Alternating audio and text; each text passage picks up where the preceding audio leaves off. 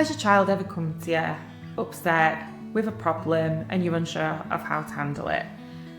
What I'm going to be talking about is how to help the child manage their emotions, and it can be really tricky. So I'm going to look at a strategy called the VAN: validate, acknowledge and normalise. So your child might come out of school, they might be upset, they've not been invited to a party, and it's really tempting as a parent to offer advice, tell them everything's going to be fine, not to worry, you're going to be okay.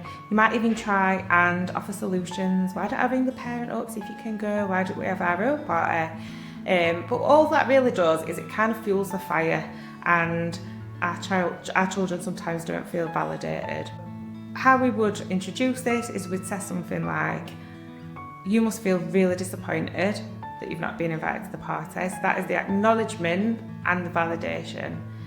Then you're also naming the emotion. So when they hear that word disappointed, they can link it to how they feel inside their body. And the next time they feel that way, they can use that word again. So we're teaching them like emotional literacy.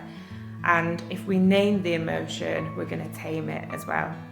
So, and then we might say something like, I think I'd feel disappointed too if I'd not been invited to a party.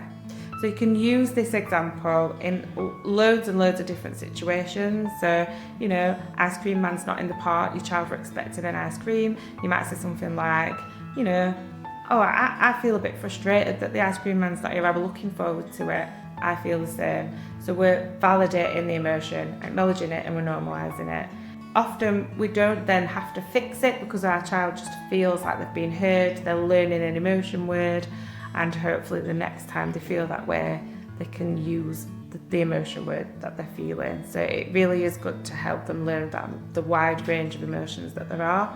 It's tempting sometimes to label emotions as Mardy. What have you been Mardy for? Why have you got a face on? They're not really emotion words. Or we might say things like, you're feeling stressed out. Again, that can be quite a few emotions mixed together. So try and figure out what emotion your child is feeling. And it can be hard because sometimes they might look like they're really angry, but actually they're scared or worried about something. So by using these emotion words, what we're going to be doing is teaching them how to regulate, label the emotion, name it, tame it, and then we're going to van it as well. So we're going to normalise it.